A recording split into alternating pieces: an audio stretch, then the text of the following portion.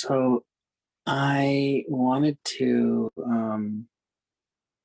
just uh, give a moment, if to Lori, if you wanted to share a little, and then we'll go from there. But um, does that feel all right?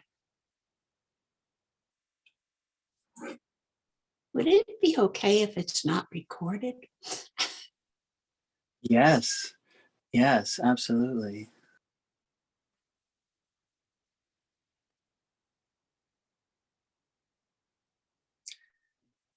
So today we explore the secret level of protection as it's passed on in the Tibetan tradition of Buddhism. And just to review the outer level of protection and the inner level, and then to the secret level. And I think in some ways, I'll talk a little bit about it, but then it's best for us each to do our own meditations to connect and contemplate like what it means in our own mind and body. So I'll give an overview talk, and then we'll go through each section, and then we'll discuss after each meditation, and then go to the next section. So it'll be 3 separate sections. So, okay.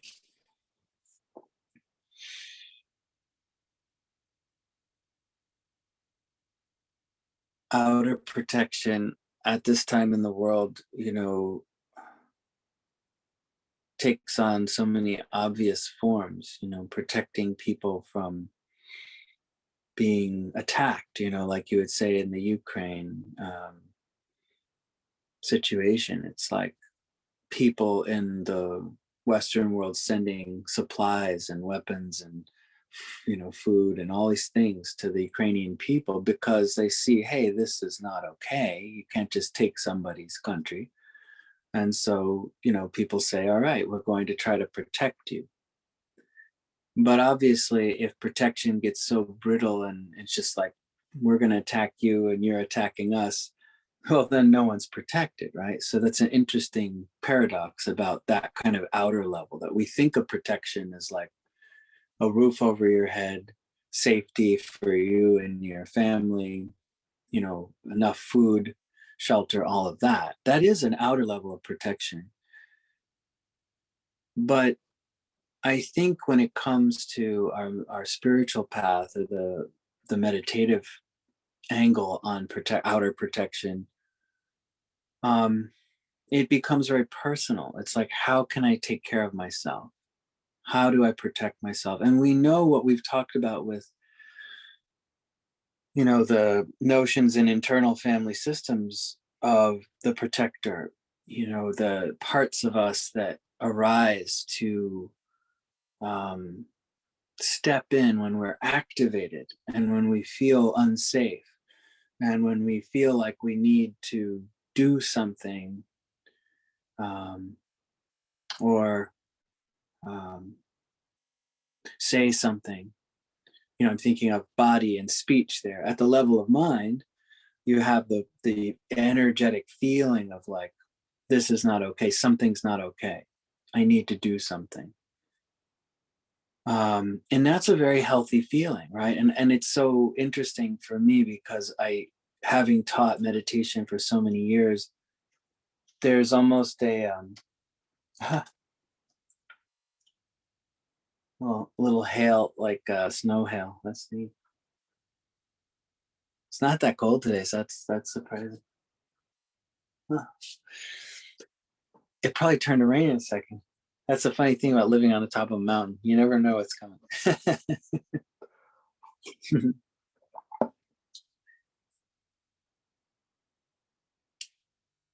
And there, I just skipped ahead and moved to the inner protection, so I'll just use it. Inner protection is when things happen in your environment that wake you up.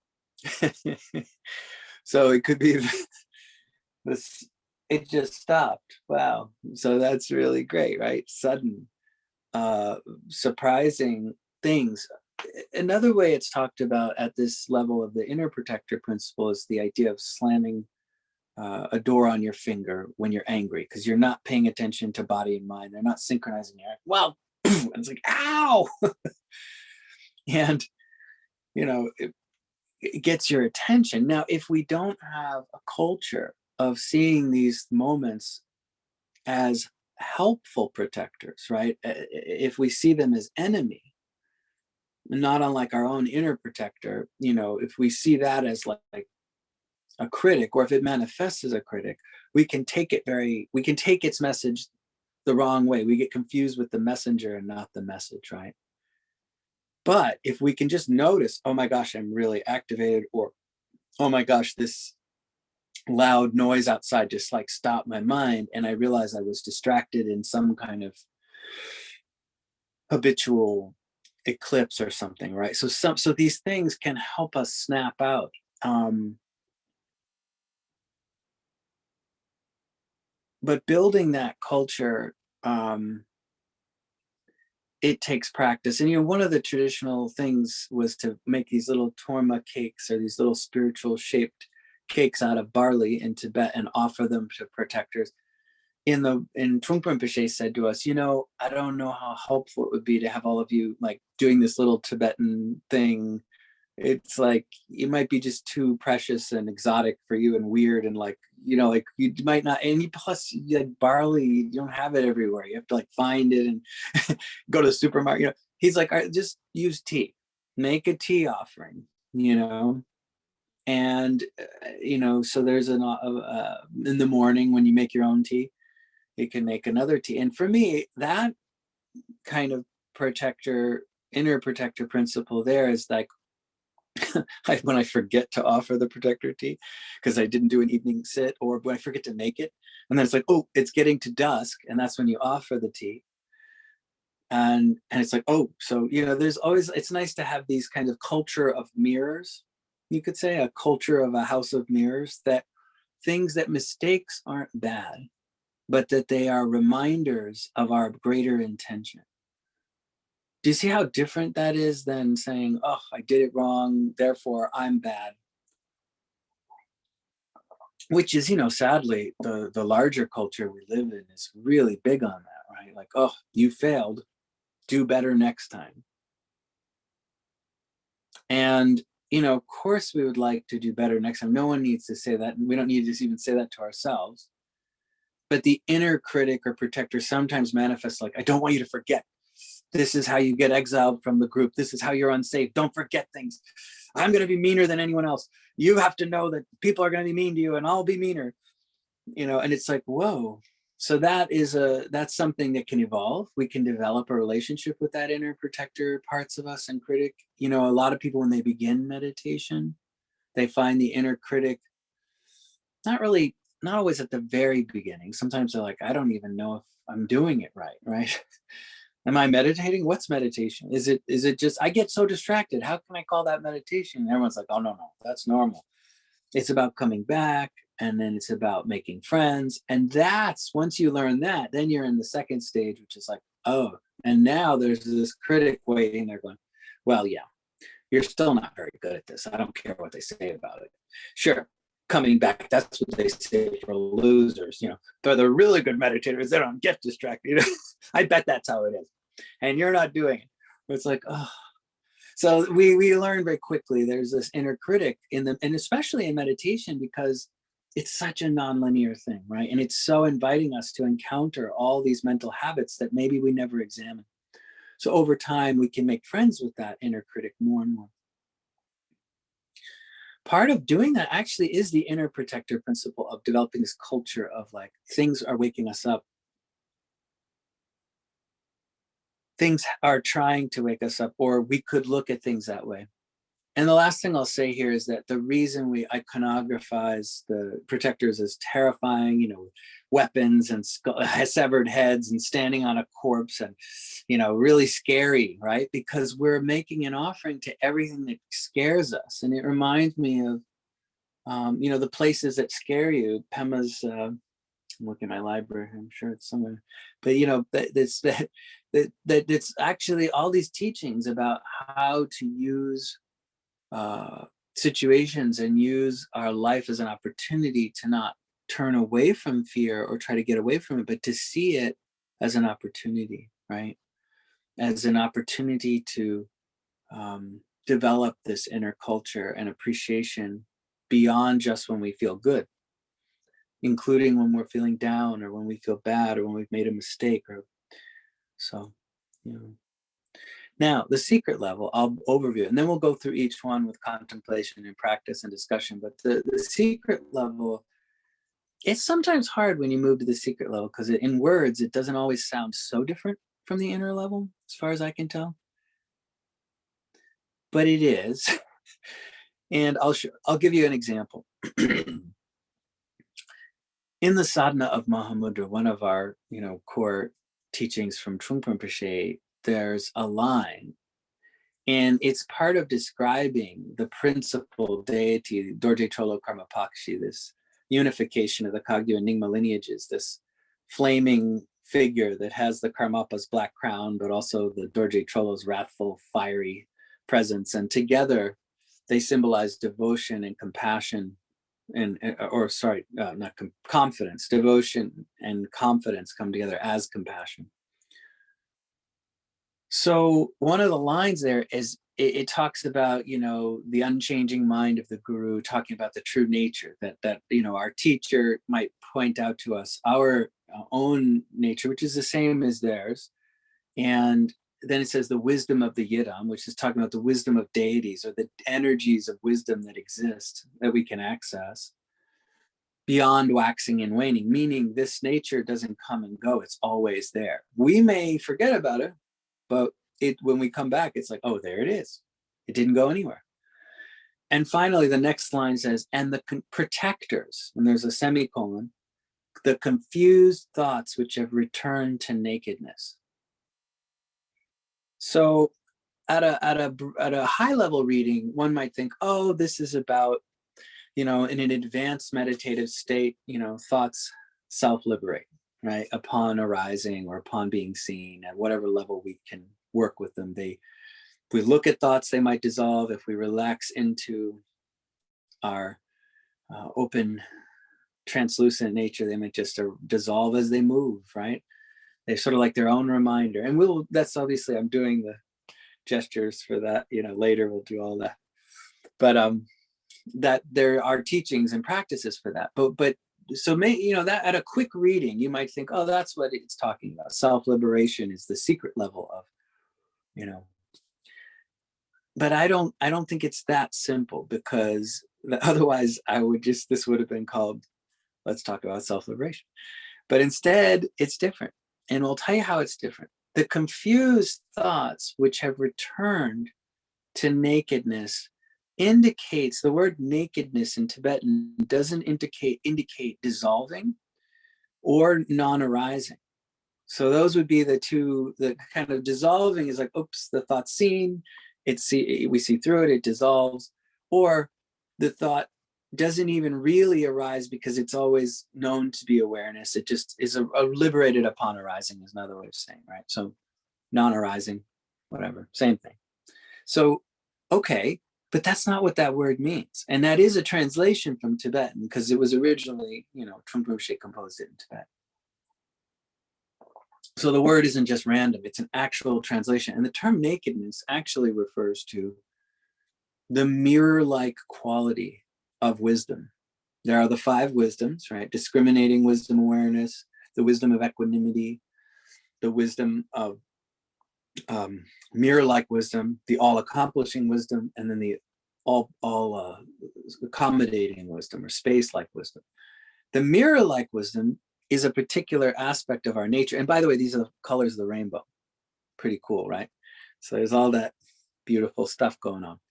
But this blue, you could say, this nakedness that is mirror-like, indicates a union.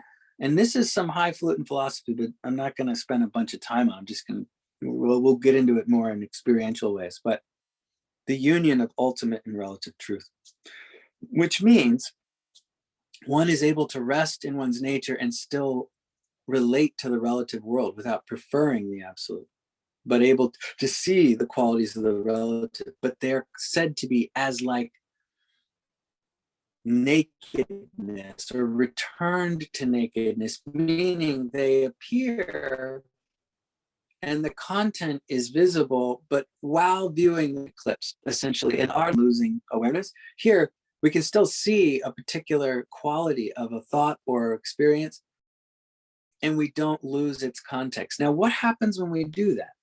Now, again, if I were just going to talk at a high level, I would say, oh, it's non-dual awareness, move on. Not too, that's too cheap. That's too easy. It's not that simple. It's much more nuanced than that, because it's actually the qualities of the particular matter in the bigger non-dual experience of pure awareness. Why? Because red and blue are different. They don't need concepts to be made different, right? There is difference without hierarchy in the nature, right? And so that becomes a fascinating experience where we can discern. Now, that's actually discriminating wisdom awareness I'm talking about, the ability to discern without concept. However, the mirror-like wisdom is connected to that. They're actually opposites on the Buddha family, East and West, and they are like a mirror of each other. And so they're I'm using the word mirror. They're like connected, right? They're like poles. So discriminating wisdom awareness is like being able to discern with intuition and feeling. Mirror-like wisdom is this precision and crystalline self-evident quality to appearances, letting things speak for themselves. Do you see how they almost arrive at the same thing from different refractions of the pure light? The clear light spreads into the colors, and these are different ways that wisdom manifests. They're not actually separate, right? They all come from the clear light nature. Nick, can you remind me, is the mirror-like wisdom the East? Yes, So the East and Vajra, the and the anger and aggression would be its neurotic manifestation, and the passion and greed and selfishness would be the neurotic manifestation of discerning or discriminating wisdom in the West. Yes, exactly. And so I bring this up because what's really interesting is, in a mirror, is anything good or bad? It kind of reminds me of Cinderella, like, mirror, mirror on the wall, who is the fairest of them all? And the mirror's been like cast a spell on, so the mirror's like, you, of course. But we all know that the joke of the beautiful play in that story is like, that's not a real mirror. That mirror's been charmed. And they say it's right? Don't they say in the story it's a magical mirror, right? It's been kind of, and we know that it's actually a simile or for like kind of perverting your power as a powerful person, using your power to kind of warp perception of you. And just because you can tell people, here's $20, tell me I'm the best. You know? So it's that kind of warped lack of confidence that has to manifest externally, right? And we see that a lot in our world, people using power to control people to get ironically, the inner thoughts about themselves that they can't generate on their own. So I'm laughing not at them, but with them, because, you know, we all do this at different scales. But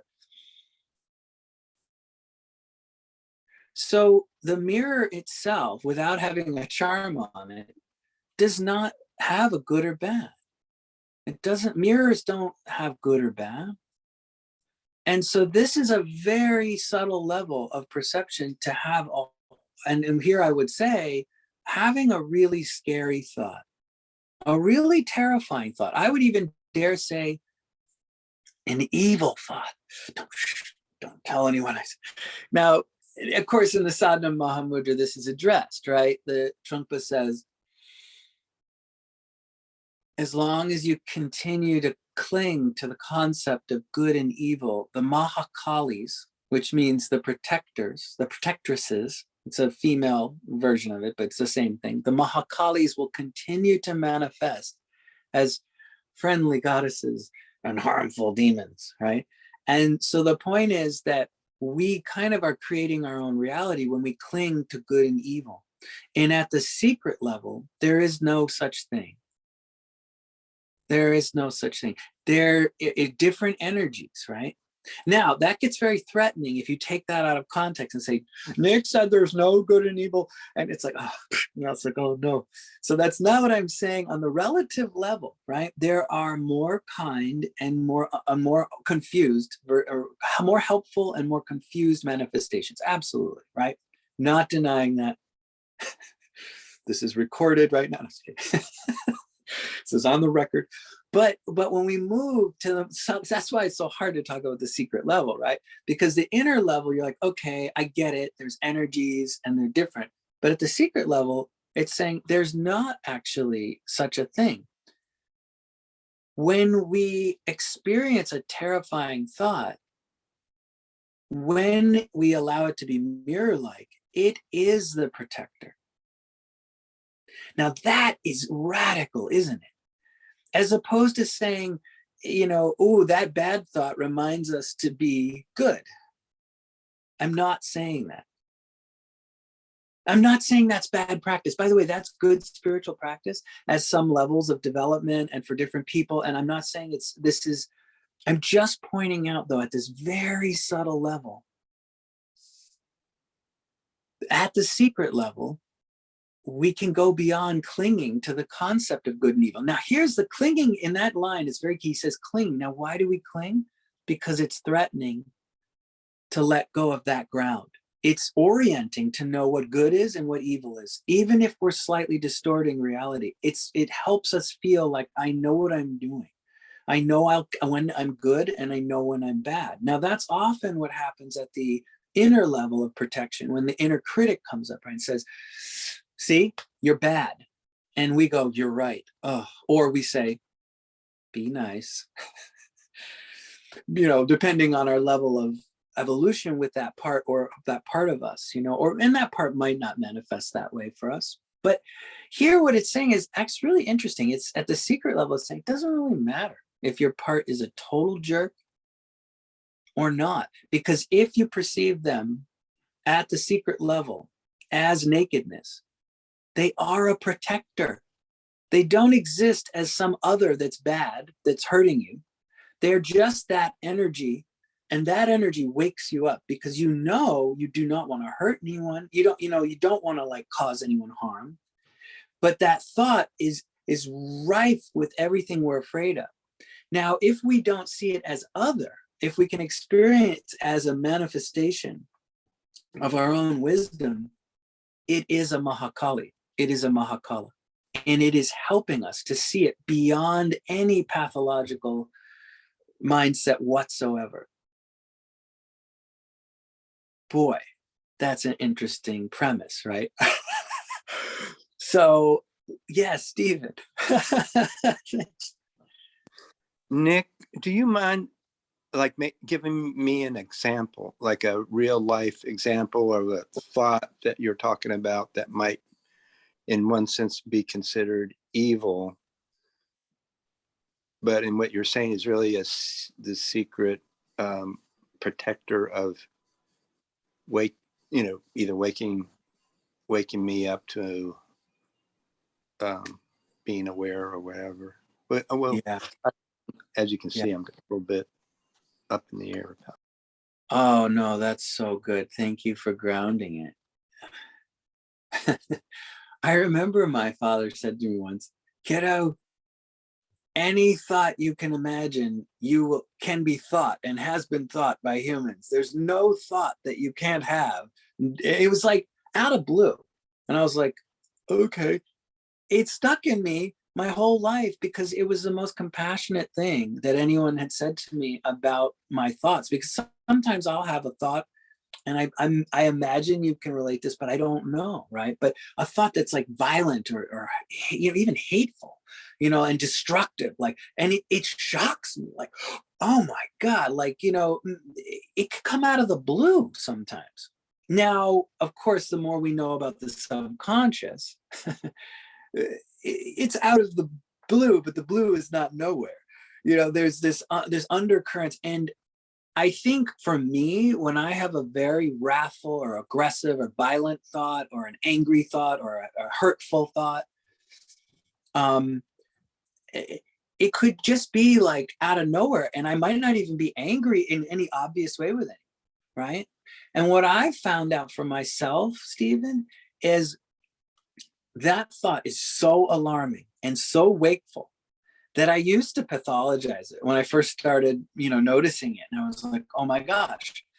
And I think an example in my life is, when I feel scared, but I'm not willing to, or I don't know that I'm scared consciously. I'm feeling unsafe.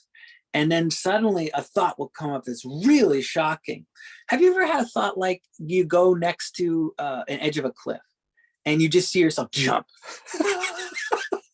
Have you ever done that? I've done that. And I'm like, what are you doing? Like, I don't want to jump. I love being alive. But I literally, my mind just goes jump. And it's like, it jumps off and you're like, ah. And it's like, I feel like that is what I mean, right? That's a good example without getting into like too, like it's not a complicated example, but it's just an example of like, why would I do that? I'm not suicidally ideating at the time. I'm not like super depressed. I'm just at a high place and it wakes me up. But I used to think when that would happen, like, what is wrong with me? I would immediately double back down on that is other, that thought is other. And this is so weird. Not only is it other, but it's also me. I don't know how we pull this stuff off in our own mind. We do crazy logic. We go, that was not me and that was me. I'm bad, but I didn't do that. So I think it gets really confusing, right? And if we pathologize and say, see, I'm a jerk, or I'm weird, or I'm crazy, or whatever, anytime there's name calling, it's probably a hint that there's something wrong here, right? Even when you name call someone else, you could come up and name call, say jerk, and you go, oh my gosh, I don't think they're a jerk, right? Like, or I don't want to think that. I actually like them. Why did I think that? And you could be spinning like, God, I hope no one can tell what I'm thinking, oh, that was terrible. And so what I think happens is we spin out, right? And guess what that is? We're planting all these seeds of resistance and all these karmic seeds of actually, it's so sad. It's a self-fulfilling prophecy. We're reacting with so much energy that we're ensuring that kind of outburst will not only happen again, but we're trying to repress it by saying, stop, don't do that, it's bad, I'm bad. And that energy isn't actually allowed to be seen. Why did it come up? Instead of criticizing ourselves, could we flash and go, oh, it's a protector? And then you wake up and you just flash into awareness. No trace of guilt or shame or aggression, no identifying, no reifying, just message. Now, we don't like that in our culture because we grew up in a very moralistic culture. It says you're good or you're bad. And so when a thought that comes up that's bad, you're bad.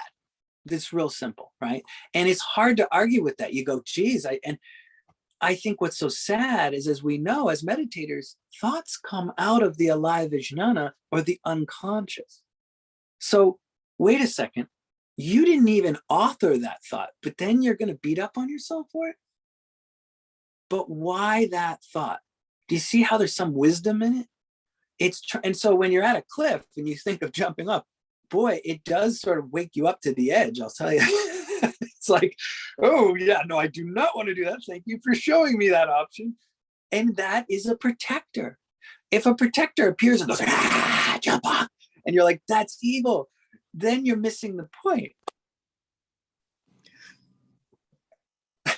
Nick, I'm relating this to, I was having a lot of dreams a couple of weeks ago where I would wake up in the middle of the night and I would go, well, why am I acting this way? In my dreams, I would berate myself because I was thinking, if I'm aware enough, I could be nice in a dream, or be a positive. Yeah.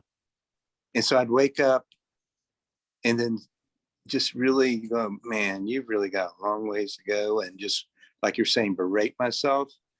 And I remember talking to you before about this, and you said, well, you can be curious first.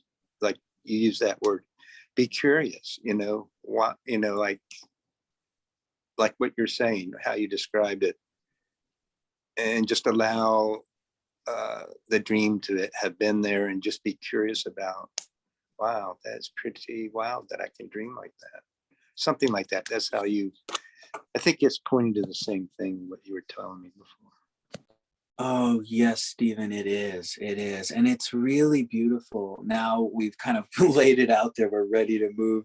We'll do a little break and then we'll move into the meditations and discussion. But I just want to honor what you said as such a beautiful example, because parts of our development and parts of us have been socialized to really internalize the good and evil narrative in order to gain social currency and be safe, right? So it's deeply wired in us to go, you know what? I need to know what a good thought and a bad thought is. And this got very heightened for me when I first started working with my teachers, because they're very psychic. And I would feel so repressed and self-conscious around them. They know everything. I think, oh no, not another thought. Oh, geez, don't think that. Poof, oh shit. And it was terrifying. It was terrifying. But I remember there was one of my mentors said, I was like, what if everyone knows what you're thinking? Because I was going through it, and he goes, what would be wrong? What would be bad about that? And it was just such a beautiful flip of like, oh, right. I'm still making meaning of these things. And anyone who would make meaning of them, that's theirs. I have to work with mine, right? Like if someone else has a bad thought, I'd be like, oh, what's going on? Wow, woo, that's bright. But I don't instantly have to go, you're bad. Like, I have no incentive. I'm like, you're beautiful. Like, you're just having a moment, of this energy. And is this bad? Again, it's so subtle. And I can see why people stay the F away from this level of spiritual honesty. But I'm not afraid of it with us. I think we could talk about it.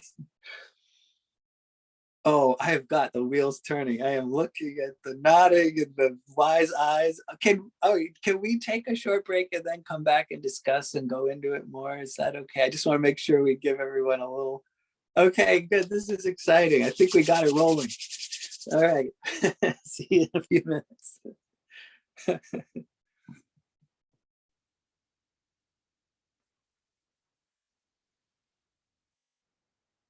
So the outer level of protection, working with the body, and you could say the situation of survival and health and well-being and basic needs. The inner level of protection related to the speech, is more the energies of emotions, communications from the world, and that kind of thing.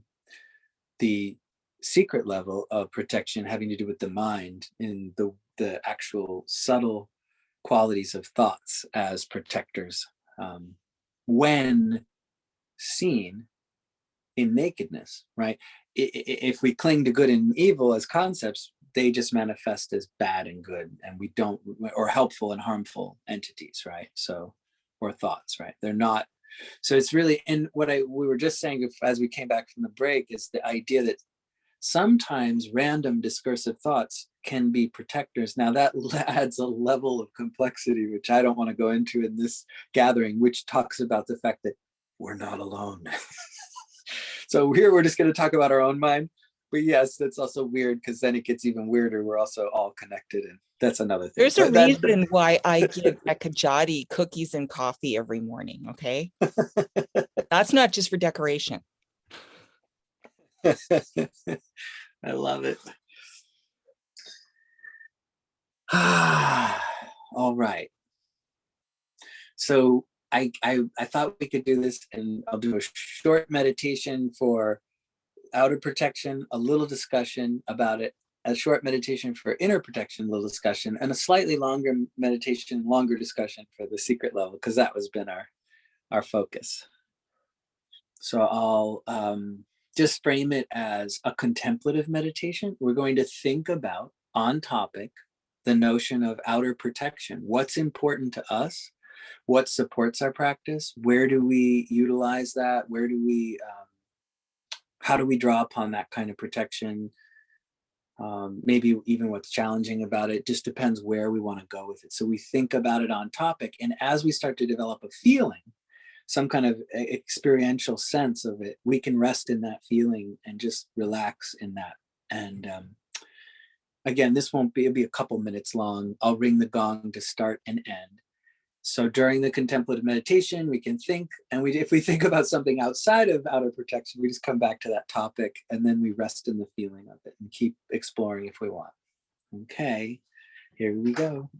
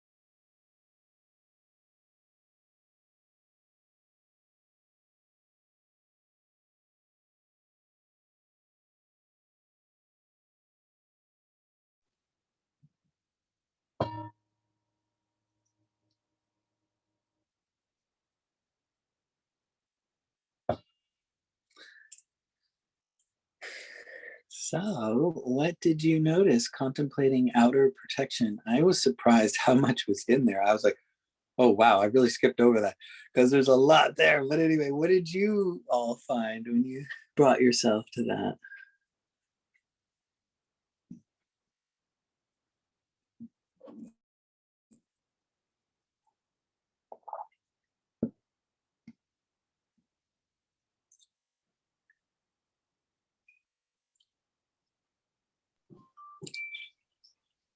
Well, one of my senses of outer protection is some degree of warmth.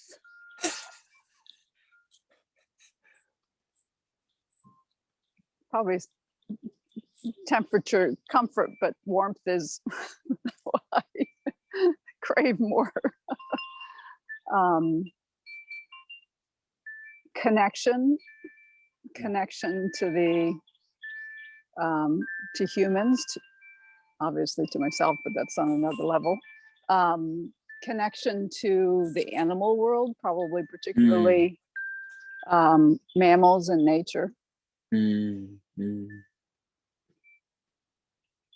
some sense of spaciousness for me.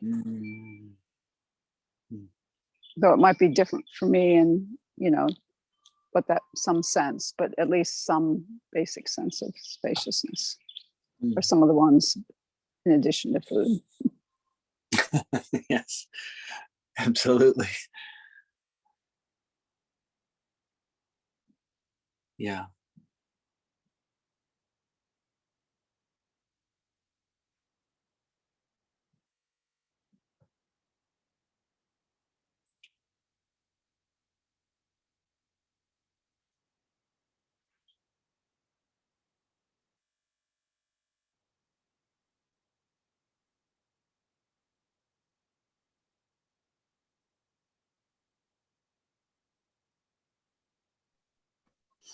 And I was thinking hardware.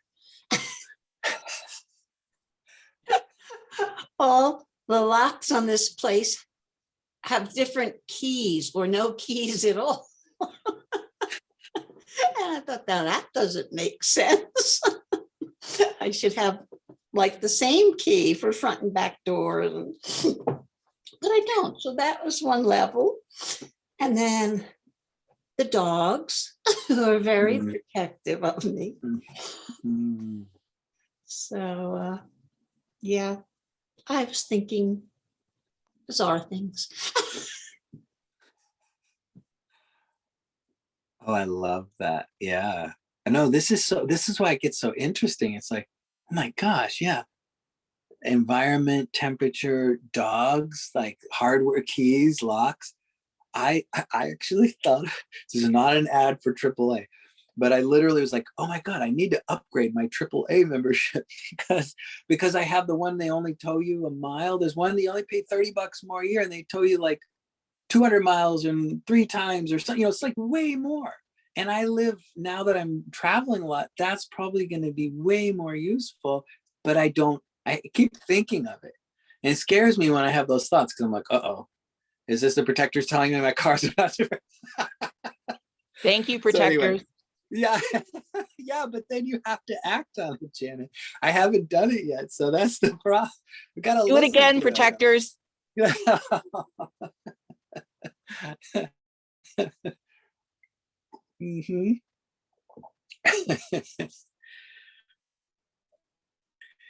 Anything else on outer protection anyone wants to share before we move to inner?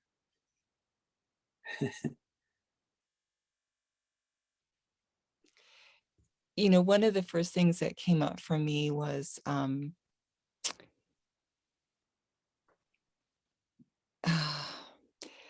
mean, as a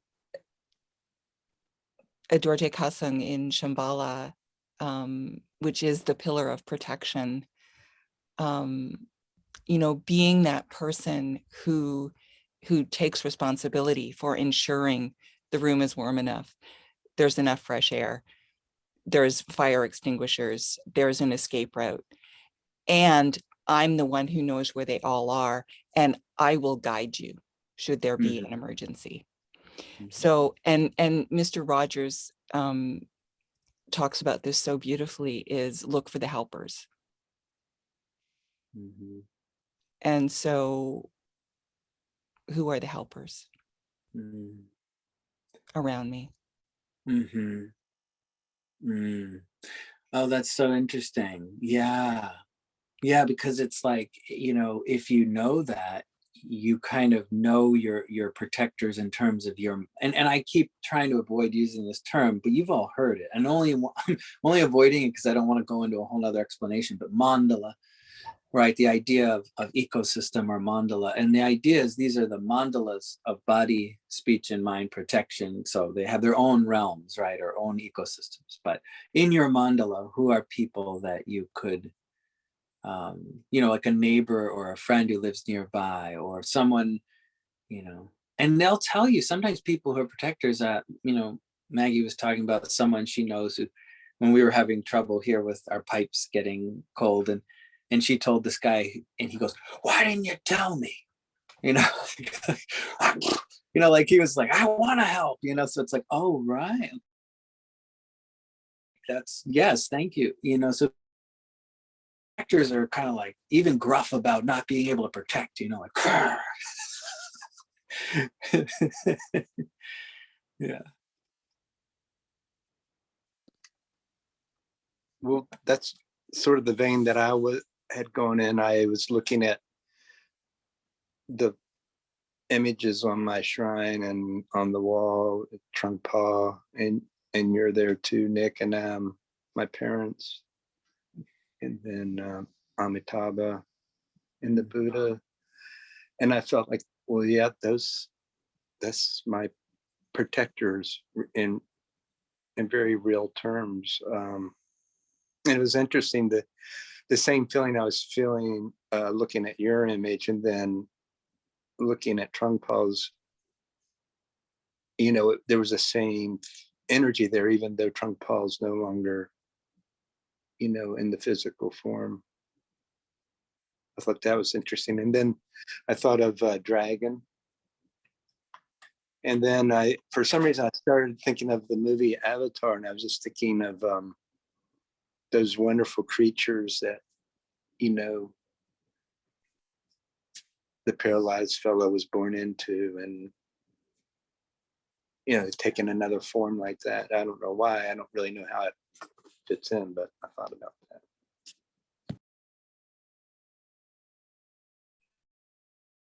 I love it. Environment, right? So environment and beings, yeah.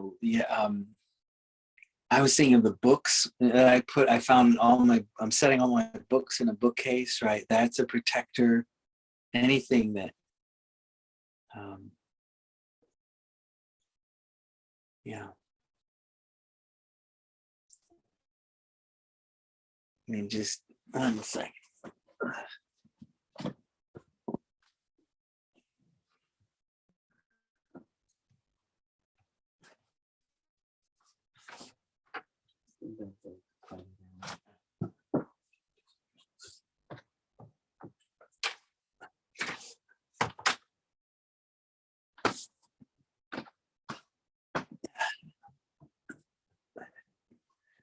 All right.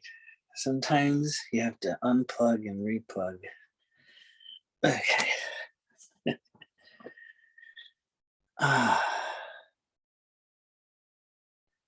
Do you do you guys want to try the next meditation? All right. So the inner protector mandala, the speech mandala, you could say, is interactions, messages from the phenomenal world, feelings, um, communications of all kinds. So let's see what goes on when we contemplate this, and just let yourself think about it and feel what comes up, and then we'll share.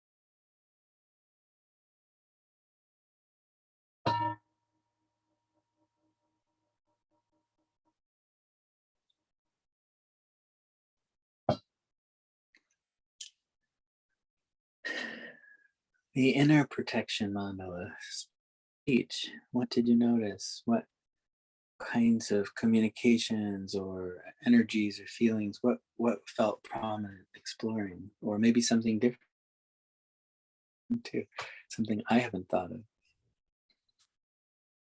So I actually had an experience of this morning, and it happens fairly regularly. Thank you. Walking along, it had just snowed last night. So in the middle of this, layer of freshly fallen snow was a twig that is kind of going like this. Yeah. And it's like, oh, right. Devotion, confidence, practice. And, it's like the invitation was to drop out of my head where I was kind of spinning around down into my body and my heart. And yeah. I mean, tripping over a stone the other day that, when I looked more closely at it, it was actually shaped like a very sort of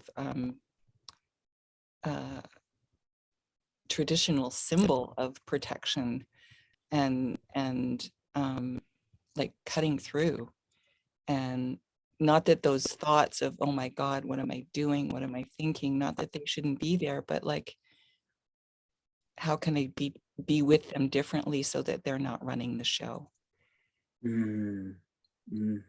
Beautiful.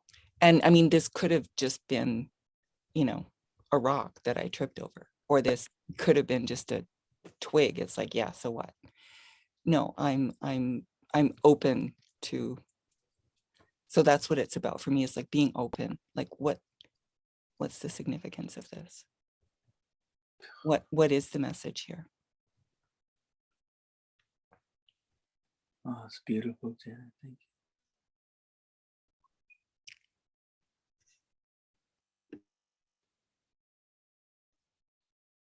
I had an experience on Friday. I was supposed to be meeting with a group that I go to for parents who've lost children. And we were going to go have a brunch. And so the person who's in charge texted everybody that she was sick. And then one by one, people kept saying, well, it's going to be hard for me to make it, and da, da, da, da. So everybody was like, let's just reschedule till Ruthie and Scott, her husband, are feeling better. So that seemed like that was fine with everybody. But then this woman who I have determined is a very controlling, rigid human being, but she's moved to California. So she's not really in our group anymore. She popped on the texting and said, why doesn't somebody else volunteer to run it? And then there's just dead silence. And the director person said, oh, hi, so-and-so, we all miss you. And I'm ready to go, not all of us. And I'm like, step away from the phone.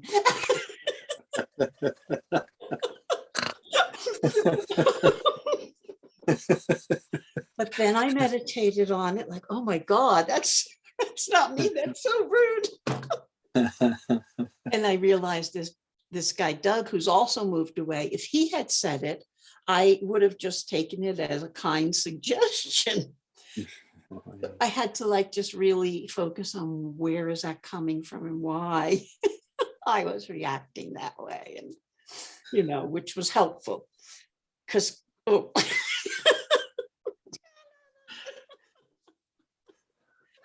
so my inner protectors were protecting me from somebody who is so controlling, and like from, of course, past experiences, people who are telling me what to do when it doesn't involve them.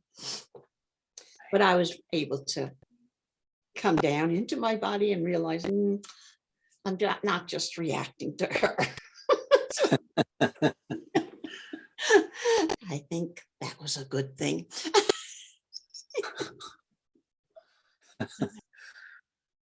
That's awesome, Lori.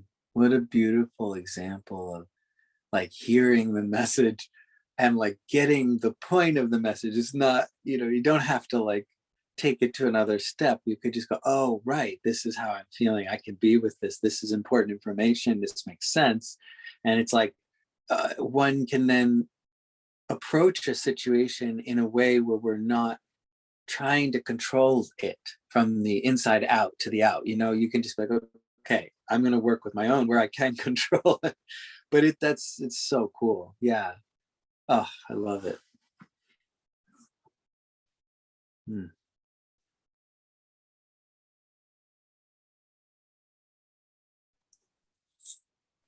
There are times that I notice, but I don't necessarily realize that it's a message that would be helpful to pay attention to, and it may take another moment for me to get it.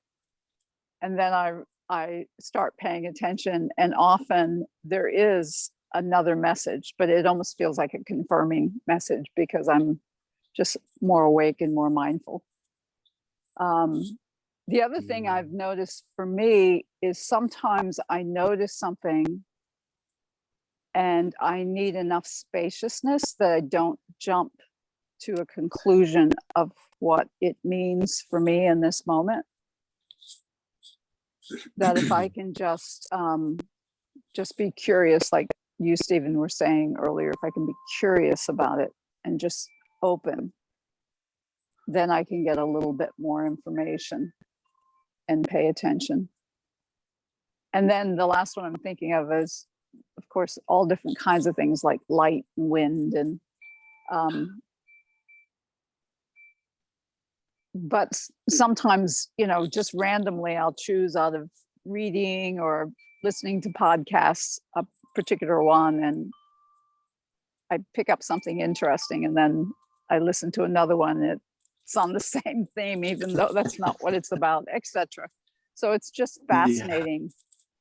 If and it feels good that first time that I don't necessarily have to get it all. If I can even just be aware, it helps me to relax a little bit, because there was something I think you had mentioned, Janet, but if I feel pressured, it's harder to open and relax and see what's really going on.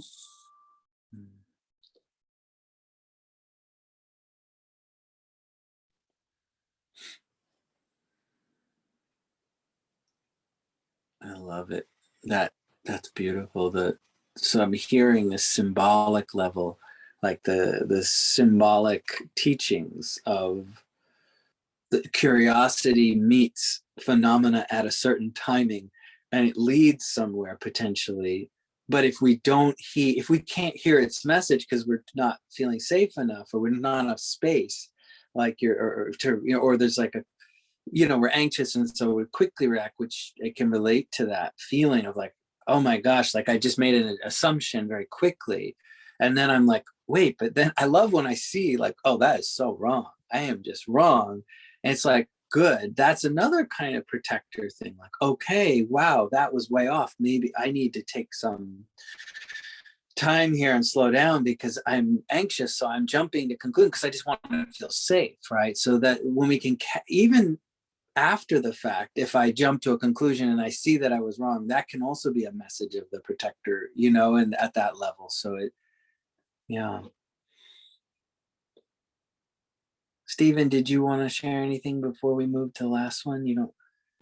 What came up for me was I had eaten oatmeal in between this morning and the retreat, and I was just feeling that kind of a warmth in my stomach, from having been nourished, and so for me it was like that type of like a feeling. And then I was listening to my chimes outside that seemed to feel very kind of protective, like these things soothe me and nourish me. Oh, I love that. So sensation, of safety and warmth and nourishment, and then also the like soothingness. And Lynn, you mentioned wind and light too, and then the sound. So there is this kind of communicative aspect of the elements that like we're all kind of touching on, like that. There's that it's part of the protection, right? Timing, communication, message, curiosity, space. Yeah, really, really cool. You guys are amazing. So fun. I love it. All right, let's do the last meditation contemplation, which is on the secret level. And again, at the secret level of protection, we're kind of going beyond concepts of good and bad. Um, it's very connected to the inner level. It's not like they're totally different. But I think at the secret level, there's a quality of um, this almost like this mirror likeness. Like, can we, where do we feel like we can be safe enough to trust the mirror beyond relying on the safety or ground of our concepts? Sometimes our concepts are very useful at the inner level in sort of interpreting and contextualizing a feeling or an interaction or an event. But at this level, we're not necessarily drawing on that as much as the sheer immediacy. So it's very much in that nowness of the mind, right? In the mind level and the thought level.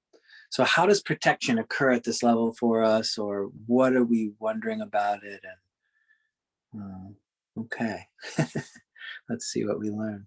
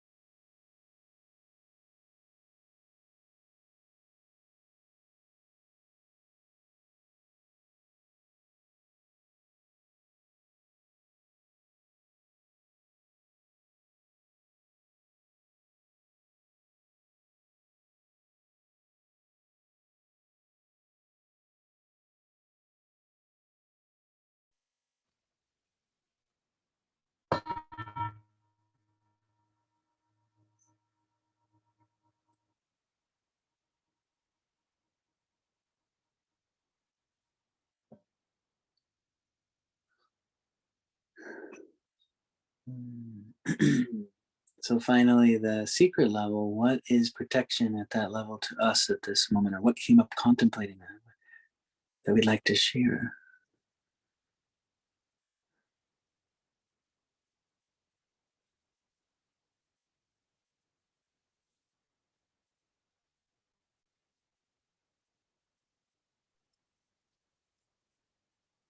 This is kind of an old record playing for me, but it came up very clearly of gratitude. Like I was grateful just to be here, and I was, um, feeling the blessings of just being alive and being able to witness this world. Mm. It was pretty clear for me. Yeah, I mean, it may be something you've shared, but boy, does it seem appropriate. I mean, what protection at the secret level, other than that kind of devotion to our nature, is so supportive to our life and protects us. And when we're saying that awareness and thoughts are not two, but that thoughts are the production of pure awareness, it ends up leading us towards that genuine heart of sadness, or that appreciation, or that devotion, because the protection we feel is at such a profound and subtle level. It's like, oh, thank goodness for the Dharma. It protects my heart, mind, So I think that's really beautiful, Steve. I think it's really appropriate to this particular thing.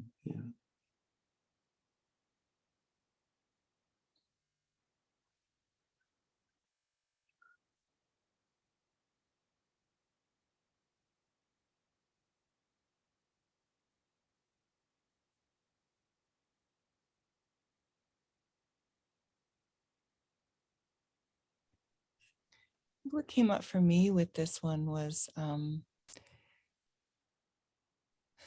I loved what you said earlier in the retreat. You said something about the brightness that can happen when there's one of those, what?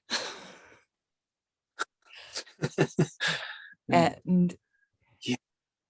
so that's kind of what I kept coming back to, was like when something shocks me, a thought that makes absolutely no sense, or it's like, holy shit.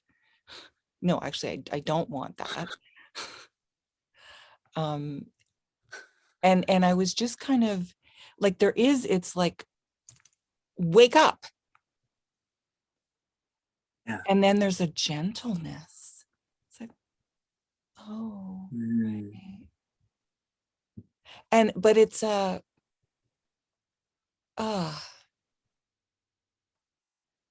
it's not occurring at the level of thought. That sequence that I just described isn't occurring at the level of thought. It's an inner experience of like this shining and then softening.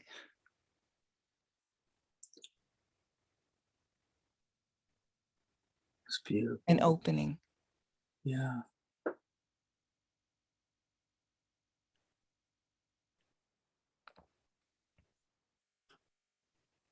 Beautiful. And it's often wordless. Like I don't even really understand what it means. But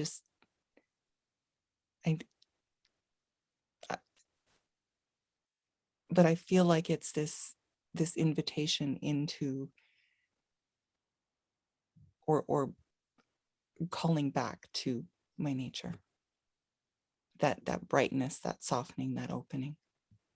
Yeah, and it sounds like Trungpa Rinpoche talked about this, that gasp of like, the shock or surprise of Dharmakaya, that you go, and you brighten up and everything opens up and opens out, and you're like, and you're part of everything, and you feel so much, and you are, but then it's not even relying on thoughts to be known, right? It's known in awareness itself. And so that's really, I like that example. It's kind of like if we do the fourth sub practice, the first, like wonder, and then you just add in a it's a protector at the secret level, right?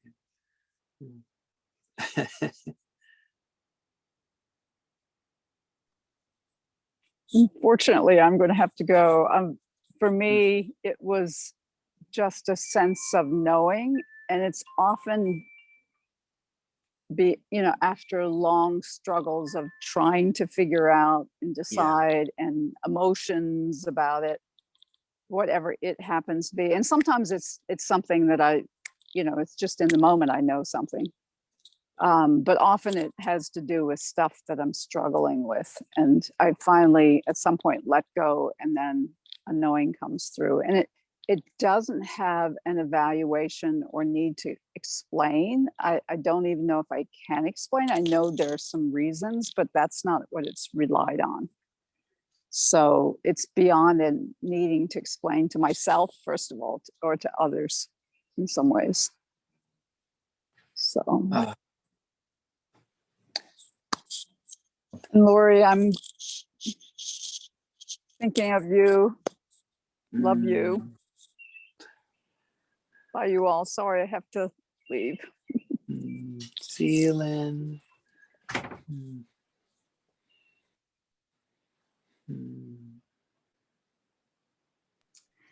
I think I identify with what Stephen was saying, just gratitude and an awareness that I am surrounded and supported by people present and gone, surrounded in light and love, and that's my secret protection.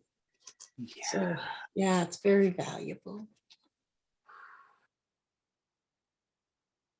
It's beautiful. They sometimes talk about it like that the luminosity, the secret level is just that brightness of awareness and the brightness of the light of other beings' awareness and that love that we share. And it's a wordless thing, but there's a kind of rapture and interpenetration of that we feel, that field of blessing and support, and that is true magic, and it does defy words. I mean, we talk about it with words because we're talking, but yeah, it's beautiful, Lori. Yeah, I just want to say it's been so amazing to explore with you in this last period, and we will miss you, and we'll welcome you back with giantly open arms when it's right. And I love you so much, and I'm so happy that you're taking care of yourself, and also that to know you. It's been so beautiful. Thank you so much for you're our sangha. That's not changing wherever you are. You know that, but yeah. Thank you so much. And you're all going to be in my heart and my thoughts and prayers. Okay. Thank you, sweetie. Well, let's sing the Amitabha's dedication. All you sentient beings, I have a good or bad connection with. As soon as you have left this confused dimension, may you be born in the Western Sukhavati. And once you're born there, complete the boomies and the past.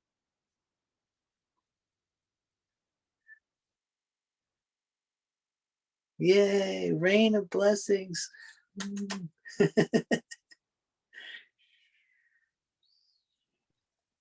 Hi, Lori. Miss you. Be thinking of you. Yeah. Thank you. Oh, love you, Stephen.